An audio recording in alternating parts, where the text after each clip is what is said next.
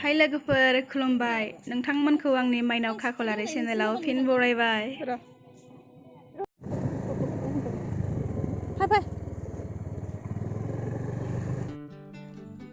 दायो जों थांगासिनो जोंनि सिसुपानियाव थानाय गलकपुर गामिनि बाथौ थानसालिसिम। दिनै 2 अक्ट'बर महात्मा गान्धीनि जोनोम सान दा national day of non violence फालिनो आरो मोनसे गेवलां मेल लानाय जादों। जों थांगासिनो।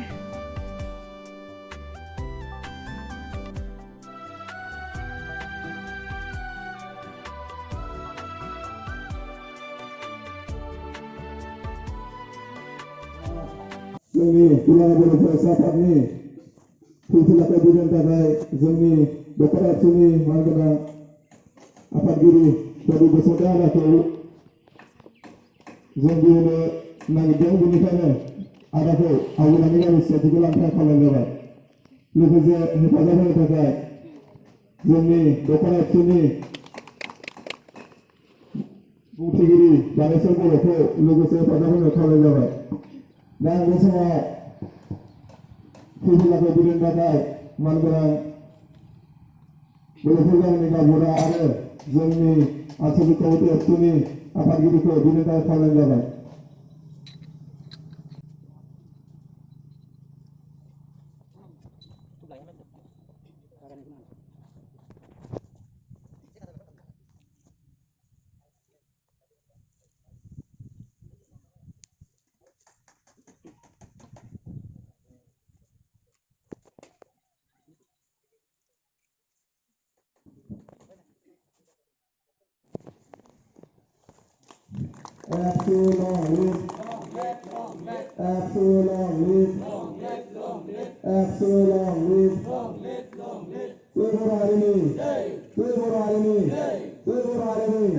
Silsila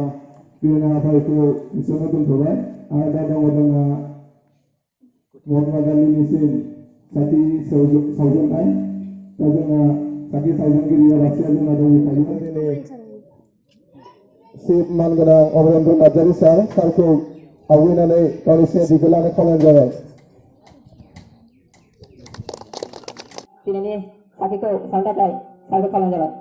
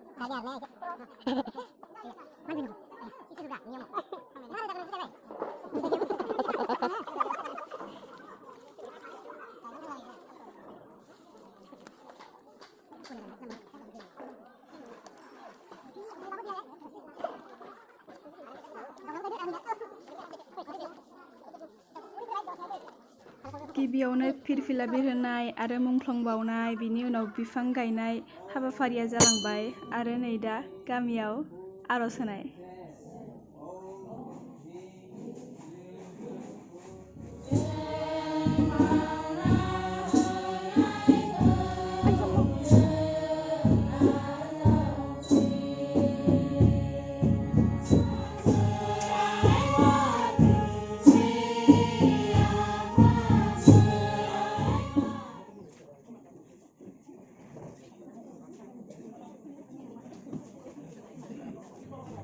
आर'जआ एसेयावनो जोबथ'बाय दानिया गेवलां मेल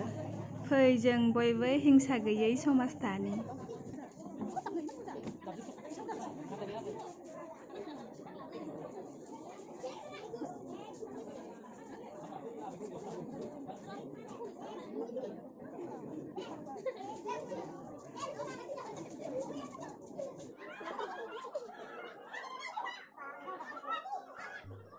आलासि बरायनो थाखाय नै जों दा आर'नाइ खनगासिनो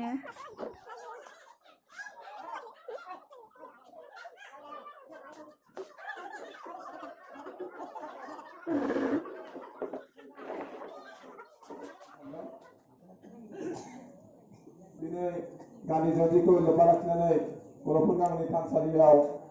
जि हाबाफारि लानाय बे हाबाफारियाव मोनसे दङ जोंना गेवलां मेल मानगोनां दख'रा आबसुनि आफादगिरि प्रदीप बसुमतारी आदाखौ गसंनानै गावनि सिनायथिखौ लानो खावलायबाय लोगोसे जोंनि आफादनिफ्राय गामसा आर'नाइजों बरायनाय खावलायनाय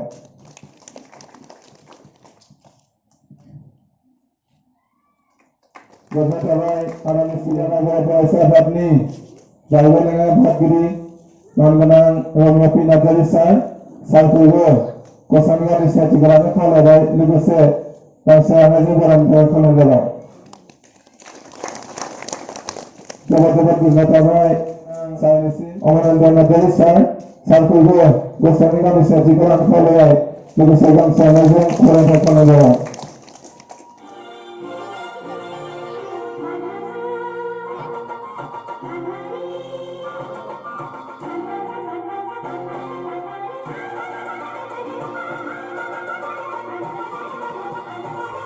आलासि बरायखांनायनि उनाव जोङो दोंसे आलासि बरायनाय मेथाइ मोसाबाय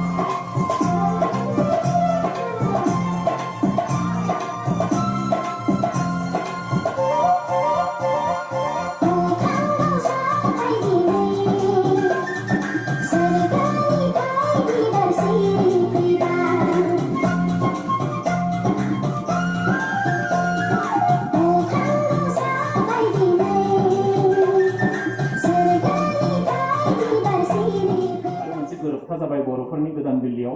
दुलाराय बर' फरायसा आफाद एनडिएफबिनि मोनब्रै गुट इउबिपिअ आरो जोंना बे सर्बानन्द सोनोवाल मुख्यमंत्री डक्टर हिमन्त बिश्व शर्मा आरो हाग्रामा महिलारी बिथाङा बै समनि चिफ हिसाबै साक्षी हिसाबै बेयाव दंमोन दा 27 बोसोरनि गेजेराव बर'फोरजों खेबथाम एकर्ड खालामनो गोनां जादों भारत सरकार आसाम सरकार भारताव बेबायदि कुनु मोनसे जनगोष्ठी गैया जाय जोंनिखि 27 बोसोरनि गेजेराव खेबथाम माने सुक्तियाव साक्षर खालामनो गोनां जादों थारमाने मा जों बर'फोरखौ दिनै हिसाबाव लानो गोनां जादों उपाय गैया बिनि सिगाङाव जों नाथाय कंग्रेसनि दिनावबो जों नायदों हाग्रामा महिलारिया 15 बोसोर सरकाराव दङमोन साथाम केबिनेट मन्त्रि थायोमोन आरो बेयाव सानै माने बे पार्लियामेन्टारि सेक्रेटारिबो थायोमोन 14 जनसो एमएलए थायो सासे एमपि थायोमोन जोंनिया दा बेयावबो फेक्टर आरो दा बिजेपिनि दिनावबो जों नायदों साथाम केबिनेट मन्त्रि थायो बेयाव सासे एमपि दङ 12 जन एमएलए दङ दा जोंखौ गारनानै दिनै भारत सरकारा कोनो पलिसि खालामनो हायाखै दा बेखायनो बर'फ्रा दिनै हिसाबाव लाजादों आरो बे हिसाबैनो बर'फ्रा दिनै बिराद मोजां अबस्थायाव दङ बिराद खस्थ' हां थोनो जों जिउ जानांगौनि खुनु बाथ्रा गैया जों गलकपुर गामियाव दङ सिसुपानियाव दङ गलाघाटआव दङ आरो बर'नि गासिबो जिनिसखौ जों फोथांना लाखिदों धोरोमखौ जों लाखिबाय दख'नाखौबो लाखिबाय आरनायखौबो खाम जथा सिफुं सेरजा खेराइ जों लाखिबाय बागुरुम्बा लाखिबाय मागो दमासि लाखिबाय गासिखौबो लाखिजोबनानै जों दा दं आरो बेनो दिनै दिनाव बयबो देरसिन बाथ्रा आरो जोङो दिनै कुनु दिन फासयखाया